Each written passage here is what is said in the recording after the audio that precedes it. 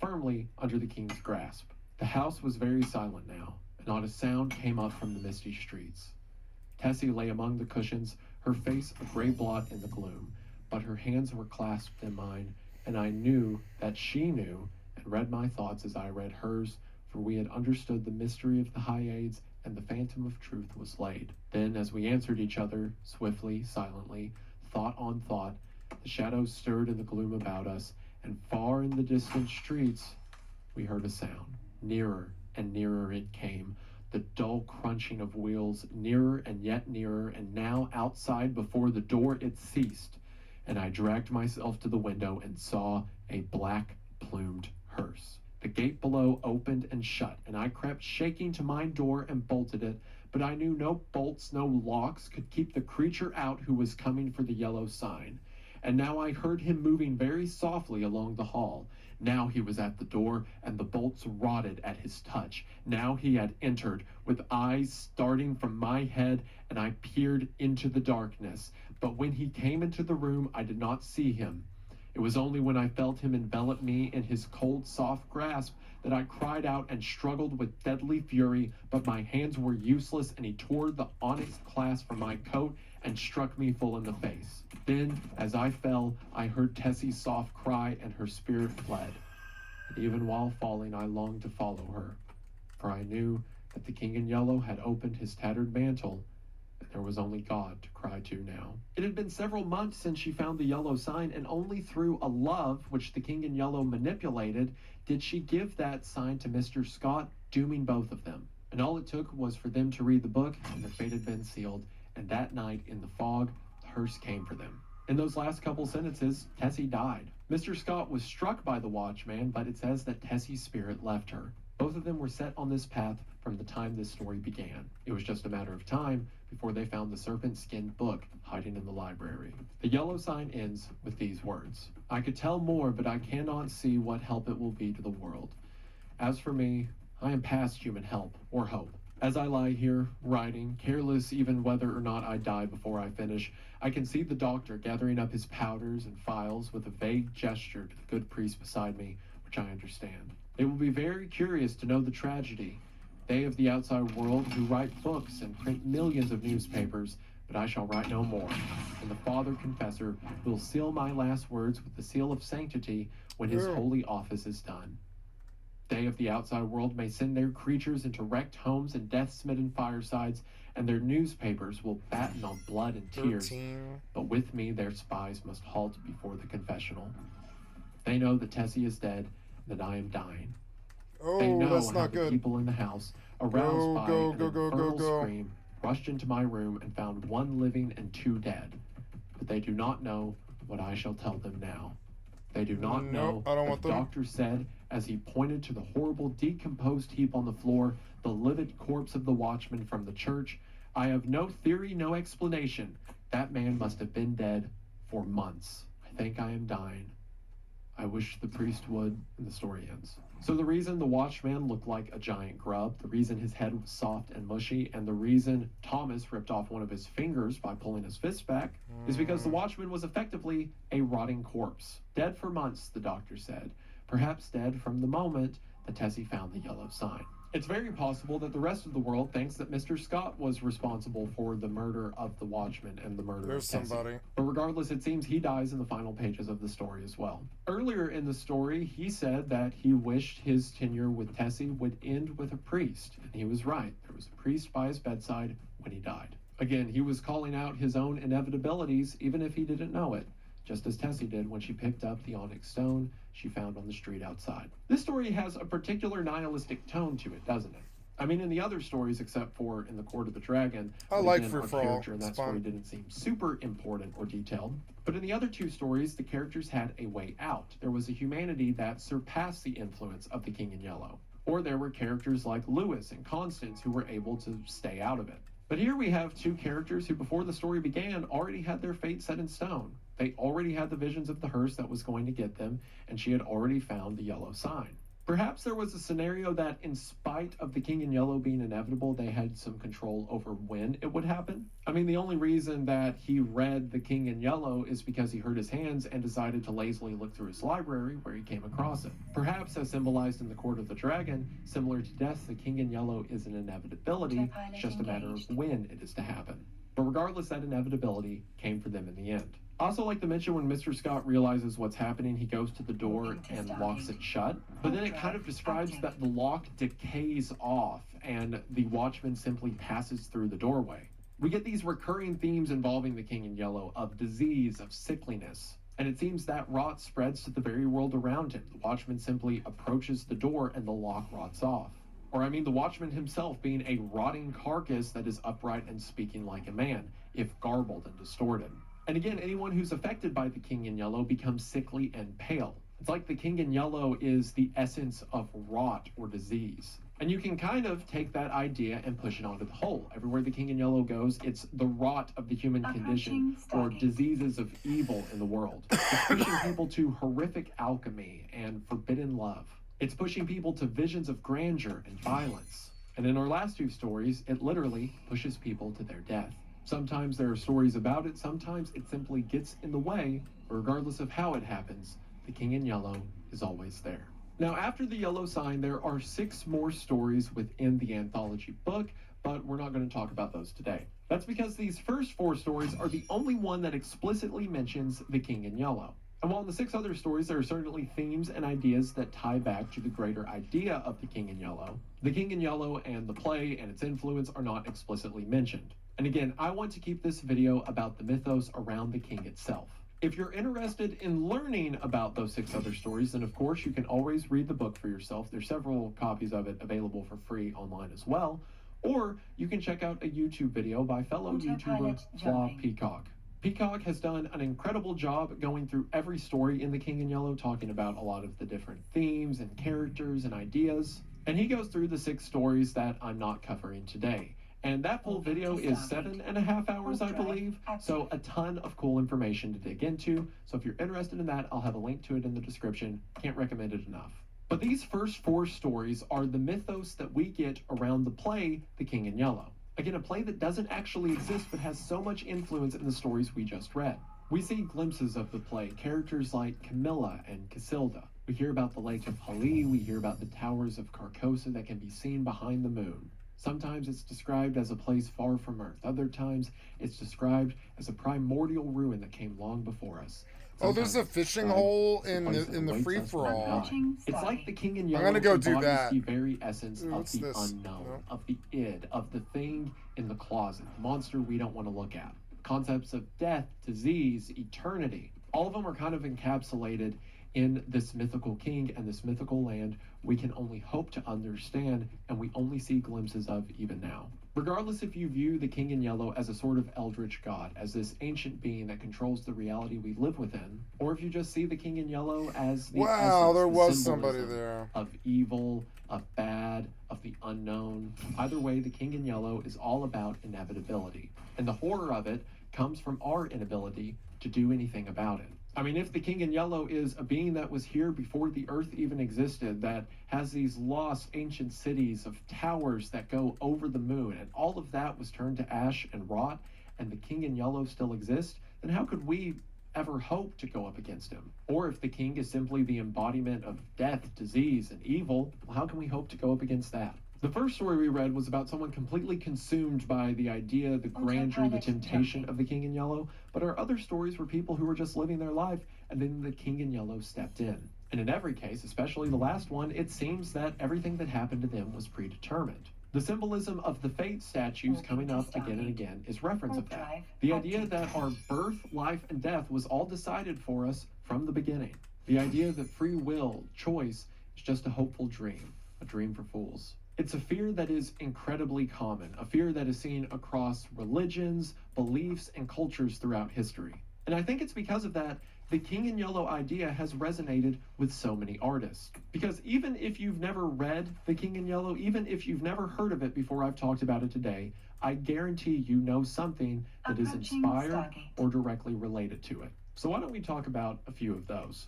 Now, it wouldn't be right to talk about things that took influence from The King in Yellow without talking about where the influence from The King in Yellow itself came from. Ambrose Bierce was an early American horror writer who wrote most of his famous stories beginning around the 1880s. One of these stories is called An Inhabitant of Carcosa. It's a short little 3-page story, but the gist of it is that someone is exploring a long-forgotten city known as Carcosa. We get a lot of other name drops in An Inhabitant. What? Oh, he wasted me. Ambrose also mentions things Son of like a bitch. and he mentions seeing Aldebaran and the Hyades, formations in the night sky. And the short story ends with the protagonist finding his own gravestone in the remnants of Carcosa, only to realize he's a ghost that didn't yet realize he was dead. So not only do you get some name drops, but I don't think I had anything. I think I had no, I didn't have a anything. predestined death that people can't escape from.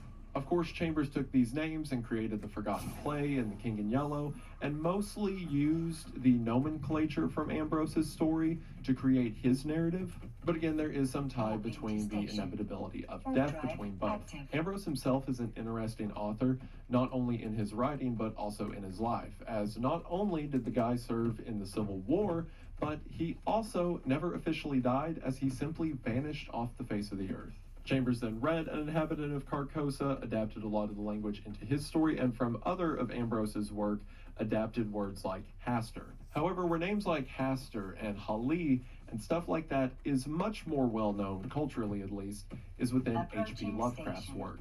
H.P. Lovecraft read The King in Yellow and was very impressed by it. So impressed, in fact, that he incorporated things like the Lake of Hali, the Yellow Sign, and Hastur into his 1931 story, The Whisperer in Darkness, which is one of the main stories that tie into the Cthulhu mythos. So because of that, as Lovecraft and Cthulhu became super popular within occult horror circles, names from The King in Yellow became popular as well. Other adaptations that would build off of Lovecraft's work would try to put more meat to the King in Yellow idea.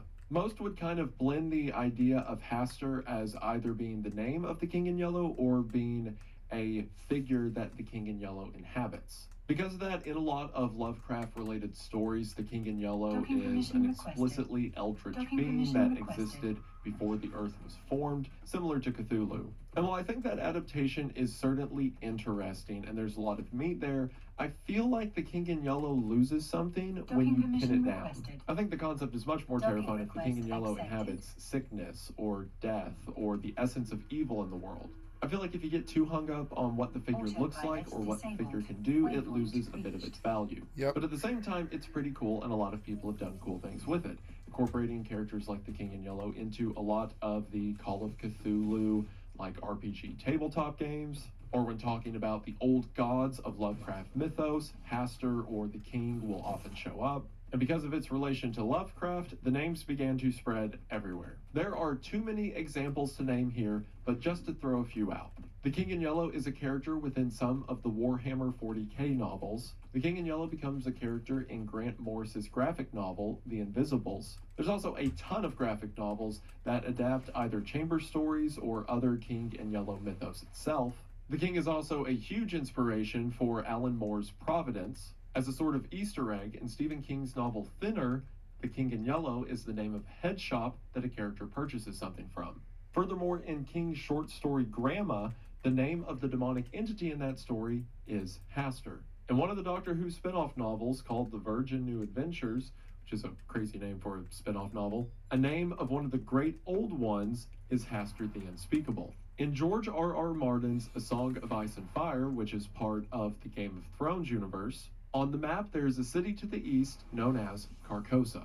And in Carcosa there is said to be a sorcerer lord that lives there known as the Yellow Emperor. This is just Easter eggs in other media. There are dozens of short stories that have taken characters from it or adapted the King in Yellow itself into different versions. There's one by Brian King called The King in Yellow, and it's set in the modern age and is about a couple who goes to witness the King in Yellow play as it's being performed, but all of the characters within the play look like famous deceased musicians. So the people on stage look like Janis Joplin and Jimi Hendrix, with the King himself being Elvis. But the King in Yellow influence doesn't just stop at graphic novels and short stories. It's made its way into music as well. The King in Yellow is the name of the 9th album from the band The Dead Milkmen. There's a deathcore band out of Canada called Carcosa, and there are a ton of different artists that have Carcosa as the name of a song or make reference to it in their lyrics. One place where the King in Yellow shows up a ton is video games.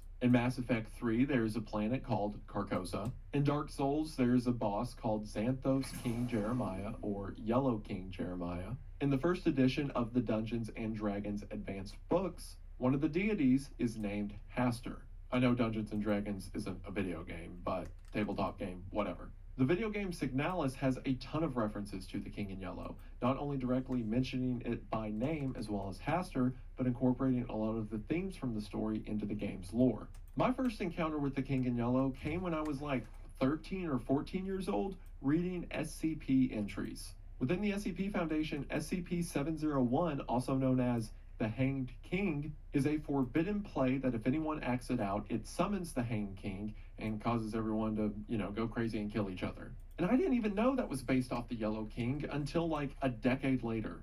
There are so many more adaptations that incorporate the King in Yellow I could go into, but I guarantee you've heard of at least one of those things. And what's so interesting about that to me is that the story doesn't even exist. Like, yes, obviously Chambers' book exists, but no one's referencing characters from the story like Hildred Castaigne or Alec or Boris. They're all referencing characters from the play that is forbidden to mention. And in all the adaptations that have come since, except of course the people that adapt or make new versions of the play The King in Yellow, in every version that's come since, they are still referencing a forbidden story that we've never heard. Just as in Chambers' book, The King in Yellow is a story kept at the fringes of society that bleeds its way into the stories that are created, in the real world, this same story is bleeding into ours, and that story never existed. And especially considering Chambers took the name from Ambrose, and it's even argued that maybe Ambrose got the idea for names like Carcosa from other stories and poetry that he read, then you could look at it in a meta way and say perhaps there is some forgotten tale out there of this King in Yellow that is influencing our world and art from the shadows. And if you want to say the King in Yellow is just the personification of death, disease, and evil, well, we've certainly got a lot of that. It's as if so much of the culture around us is committed to the verse that the King in Yellow is important but should never be spoken. But there is one piece of media that adapts the King in Yellow in a way, at least to my knowledge, nothing else has. Not only does it mention a lot of the characters and ideas from Chambers' original stories, but in my opinion, it embodies the themes and terror of Chambers' book as well. And that piece of media is, of course, True Detective. If you haven't seen season 1 of True Detective, I'm going to spoil parts of it now. But as a short review, True Detective season 1 is probably the greatest season of television I've ever seen. It is about two detectives played by Matthew McConaughey and Woody Harrelson as they investigate a string of murders in southern Louisiana. They eventually find that the murders are connected to a cult that has committed conspiracies to kidnap children and perform ritual sacrifices, both human and as they investigate, they find that these murders are a part of a grand conspiracy involving criminals, politicians, church leaders, all involved with a cult that ultimately turns out to be the worshippers of the King in Yellow. Now, there are so many things True Detective does right. I could talk for hours about that season of television. From the writing, to the characters, to the themes and arcs that are played out through that season. Before this video, I'm going to keep it to just the lore surrounding the King itself. I also want to talk about this season because I think it's interesting to see the ways that stories can be adapted over time, or the way that they can change with new writers and new voices speaking through them. And I think it's so interesting how True Detective takes a lot of the themes Chambers made in 1895 and transports them to the modern day and how they translate so well. One of the reasons I feel True Detective really gets the King in Yellow is because, similar to a lot of the stories within the anthology, it is not so much a story about the King in Yellow as much as it is another story that the King in Yellow interrupts. Just like how a lot of the short stories we've talked about today, it seemed to be a romance or someone who was looking forward to the rest of their life only to be quickly halted by the King's appearance. Much the same in True Detective, it's a murder investigation that comes across a worship of some ancient forgotten god. As they investigate and interview people who are connected to the cult, we hear the same names like Carcosa and the King show up time and time again. I'll tell you, About the Yellow King. Talking about she met a king. I closed my eyes and saw the king in yellow moving through the forest. Something about some place called Carcosa and the Yellow King.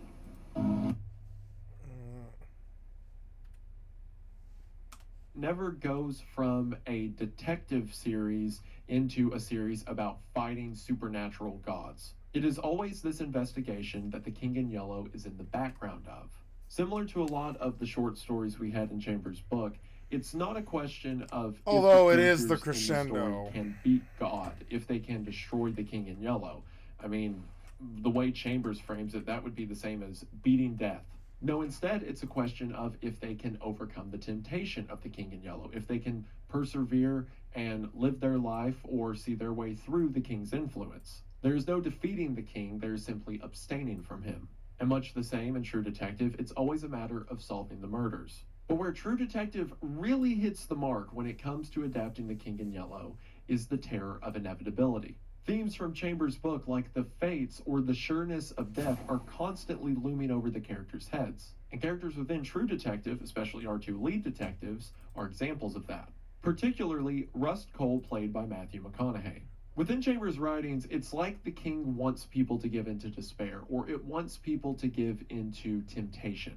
The King has this constant theme that death is inevitable. It's always going to find you in the end. So do what you want and love when you can, because in the end, we all rot. Again, tying into the grander themes of the King representing temptation. Season 3 was good like that too. And when True Detective starts, Rust Cole is already it's about memory and how bad it could be. Rust Cole's young daughter was ran over while she was on a bicycle in Rust's front yard. And in some of the philosophy Rust talks about early on into the show, he fully believes in nihilism. He says that the only honorable thing humanity can do is not reproduce and wait for the end. He is fully committed to the idea that life is meaningless, which, from what it seems, is exactly where the King in Yellow would want him to be. But in spite of that, he constantly contradicts himself. In the same breath, when he's saying life is meaningless and death is a release, he is working around the clock to find and stop a killer. Despite saying he believes in nothing, his actions show that he's a hypocrite. This is contrasted well with his partner Marty, played by Woody Harrelson, who constantly talks about how Russ needs to get it together, how life has value. Marty has a wife and kids and say that that's his reason for continuing on and keeping his moral compass. But in spite of this, Marty constantly cheats on his wife and by the end of the series, loses his family. The two men are standing on opposite sides of an aisle, telling each other that they're actually standing on the other side. It seems that Marty gives in to the temptations. To do what you want, life is fleeting, even if he says otherwise. And Russ believes that things happen for a reason, that there's a reason for a man to have character and push for something better, even if he says otherwise. In True Detective, as we come across people who are members or have had affiliations with this cult, they espouse the same things, the same ideas of the King in Yellow. The idea that life and death are inevitable, that the actions and evils of humanity are predetermined. Their connections to Chambers' story goes even deeper than that. They mention explicitly seeing people who would bring about their death in their dreams. I mean, heck, the cult even mentions having visions of things that are ripped straight from Chambers' book. I saw you in my dream. You're in Carcosa now. Black Star. Foretelling their own end, just as Mr. Scott and Tessie did in the Yellow Sign. Speaking of the Yellow Sign, there is a sign throughout True Detective that the cult uses regularly. And that sign is a spiral. I like the idea of the Yellow Sign being a spiral, because if one of the terrors that the King in Yellow persists is that everything will happen to you and there's nothing you can do to stop it. Yeah. Well, a spiral is a straight line that only has one direction. It is a place you will always end up. And the spiral is a recurring motif for the cult that they leave on their victims throughout the series. You'll do this again. Time is a flat circle. It's very apparent throughout True Detective that the King in Yellow, this cult, is something that can't be beat. Honestly, you can watch True Detective and just assume that anything that has to do with the King in Yellow or Carcosa is mumbo jumbo. It can just be a crazy cult that can be equated to devil worshippers or spirit worshippers that don't have any actual power. For example, after Russ comes in contact with the first murder victim who displays the yellow sign or the spiral, to be clear, they never call it the yellow sign in True Detective, but I mean, it's a sign that the followers of the Yellow King use. We can put two and two together. After Russ comes across it, we begin to see these visions he's having of space and eternity. But Russ gives a logical explanation for it. He did a stint undercover and did a lot of heavy drugs and still has drug-related flashbacks from time to time. Sure, the cult espouses this forbidden doctrine and eternity and life that comes after, but we never actually see any of that. However, regardless if you view The biker cult gang within the is show kind as of a being cult, legitimate too. or not, either way, it's unstoppable. Rust and Marty are two detectives, and they find out that politicians as high up as the governor's office and these massive church rings around Louisiana are all connected to this cult. It is Hey, a glowing literalist way to newfishness. describe an all-encompassing god. It's like going up against the entire government. How could two men do it? And that's one of the reasons I think I like True Detective's take on the King in Yellow so much. Yeah. Because just like a lot of Chambers stories, in some small way, we get a happy ending. Yes, the world is violent. Yes, there will always be terror. Oh my and God, evil, it's but that 3 doesn't mean you a.m. just lay down I'm and going to die. bed right now. Actually, funny enough, kind of similar to the theme of In the Court of the Dragon, it is not Christianity itself per se, but a symbol from within Christianity that gives Rust his answer. At the beginning of the show, Rust remarks that he's not religious. And There's Marty somebody asks on why then does he have a crucifix of Jesus Christ in his bedroom. Russ says it's because he is fascinated by the character of Jesus Christ, the story, specifically the idea of allowing your own crucifixion. And effectively, that's a symbol for what Russ does throughout the series. He has all these ideas, these educated opinions of why life means nothing and why he shouldn't do anything to help humanity. But every day he crucifies himself and does good for humanity regardless. Throughout True Detective, we get mention of a place called Carcosa, obviously adapted from Chambers' story. But at the end of season 1, we find that Carcosa is a literal place where these child murders are taking place. These murders, as well as a lot of the cult practices, are being carried out by a man named Errol Childress. Errol isn't so much depicted as someone who falls for the ideas of the Yellow King, as much as he is a vessel for the king himself. He carries out child sacrifices and brutalities and lives in the rot of these killings. We're not shown him until later in the show, but in the first episode we get the testimony of a little girl who got away from him. Because his face is burnt up and scarred, the little girl described him as a spaghetti-faced man. And for a long time, Rust and others assumed perhaps it was someone wearing a mask. Oh, would you look at that? A character who brings death into the world on behalf of the King in Yellow, who is described as wearing a mask. Maybe even a white, pale mask. Where have I heard that before? At the end of the series, Rust and Marty make it to this Carcosa and come across the aftermath of all these sacrifices. Eventually making their way to the ritual chamber where they come across what else than an effigy of bones cloaked in a tattered yellow robe. The sacrifices had been going on since far before their investigation began.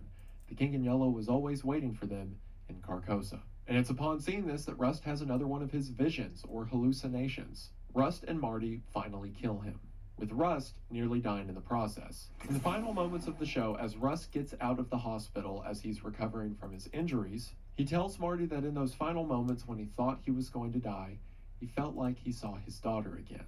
That he didn't know exactly what the afterlife was, but whatever it was, she was there. In spite of Rust's own conviction, in spite of what the King in Yellow told him time and time again, in spite of all of the influence telling him the contrary, the good he did mattered. Yes, they did not take down the entire cult that was composed of politicians and businessmen from across the country, but they did some good. They got rid of this guy who was responsible for who knows how many murders over the decades. The objective was never to kill God or eliminate death and evil forever. No, just live your The life. sum of it. In the final moments of the show, They did the right thing. Russ says this. I used to make up stories about the stars. It appears to me that the dark has a lot more territory. Yeah, you're looking at it wrong, and once there is only dark. It was a letdown. Again, I was still taking in all these concepts for the first time and didn't really think about the implication. But for a character who throughout this entire show has talked about philosophy and nihilism in these far out, hard to reach terms, it's fitting that the solution would be something so simple. If the King in Yellow embodies or even employs death and evil that exists in the world, then yeah, you can never stop him. But that doesn't mean that life is meaningless either. Just like in the book and in the show, the key is to resist. No matter how much you want to bake down the human experience to inevitability and death's ultimatum, we've known about that since humanity began. But yet for some reason, we keep on trying. You can't fix the world, but you can make it better. And I think True Detective takes the ideas from Chambers' book and makes them into so much more. Not that those ideas weren't there in Chambers' original story, but I feel like True Detective just fleshes it out to such an ornate degree. And plus, it's fitting that the video ends with that, because that was my first exposure to the King in Yellow. Yes, what I said earlier is true. The first time I came across the story was through an SCP entry, but I didn't know that that was the King in Yellow until I watched True Detective, looked up everything regarding the King in Yellow, and then found out that I had incidentally read something related to the King in Yellow a decade before. The King in Yellow is a story that exists at the fringe of our stories and has for a century. And one of my favorite things about that is, regardless of how bleak the world is or how powerful the influence of the King in Yellow could be, even though we keep telling the story, we keep telling it with a happy ending. And I don't know what that says about us, but I think that's pretty cool. And I also think you're pretty cool for sticking through this video for as long as you have, and I just want to say thank you for watching. The King in Yellow is so fascinating to me. It's so cool that there's a story that doesn't even exist that has influenced so many other stories. I'm talking about the play itself. Chambers talked about this forbidden play, and then that forbidden play goes on to start other stories that talk about the same forbidden play. It's just such a neat concept that I can't really think of having seen anywhere else. It's such an interesting tale that deserves some more love, and hopefully I've been able to introduce it to at least a few of you, and if I have... Yeah, it was good. That really means something to me, and I appreciate it. Thank you, Wendigo, so for the extra content from my stream. I've linked up to your channel. Video on the other short stories in there if you're interested, and please, for the love of all that's good, watch season 1 of True Detective. There is some nudity within the show, I might add, so if you're of age and responsible, watch it. But if it's something that sounds interesting to you, I can't recommend it enough. Again, I'm not a qualified guy to talk about literature to any regard. I took 3 literature classes before I dropped out of college, so there's my credentials. I'm just a guy that likes stories and likes talking about it, and I appreciate you all hearing me out. Again, if you'd like to watch these videos on Spotify, the link to the official Spotify channel will be in the description, as well as to Wendigang, where again, in a little over a week, we're going to have our first video over there, and hopefully you enjoy. Y'all have been great, and it means a lot to have you around. That should do it for now, but I just want to say thank you for watching. Hope that you enjoyed, and I will see you in the next one. Bye. It looks like someone made a ton of money on non-public information that President Trump... Oh, no. Anyways, I'm going to bed, guys. Thank you so much. You have been watching Skycat Live. I'm a full-time variety gamer all day, every day. Put me on in the background. Click on the cast face to donate. So I got to get to the video, or to the website. So yeah, I'm Skycatlive, full-time variety gamer, all day, every day. Put me on in the background. Click on the cast face to donate. Come to the Twitch or the YouTube. I don't know if I'm going to play any more Oblivion Remaster for a couple of days. So tomorrow it's just more MMOs. Probably play some New World and some Mortal and stuff. But yes, I'm looking forward to tomorrow. It'll be a Wednesday. It'll be a good day. Thank you so much for your time. I am going to bed. Yes. I've lost a sheep, and this is a good place to log, I think. Tell me that I got an instant warp. No, I didn't. So let's burn a flea and run in one direction. And then when it's off, I'll stop.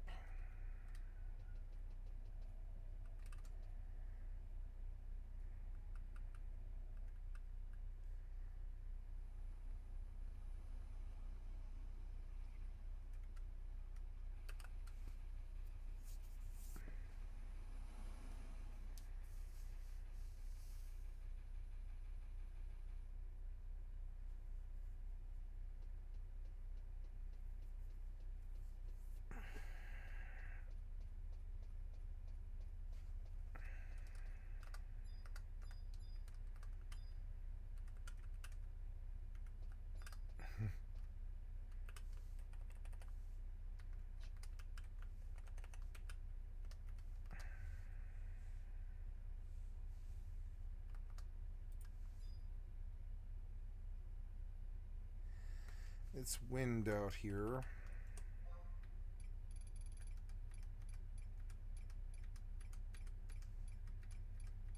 There's no elementals.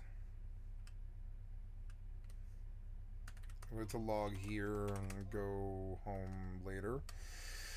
Okay, guys, I'm going to stop this video. And just a reminder, I have thousands of videos on my YouTube channel, and that is reflected here. I'll be uploading this session, what I got. I lost a lot of videos today due to crashes and problems, but there's this session, and we'll put more up as we go. And thank you so much for your time. I'm always there for you.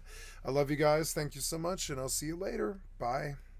And this video will wind down for 90 seconds as I post these, but the recording itself is going to end so I can actually post it.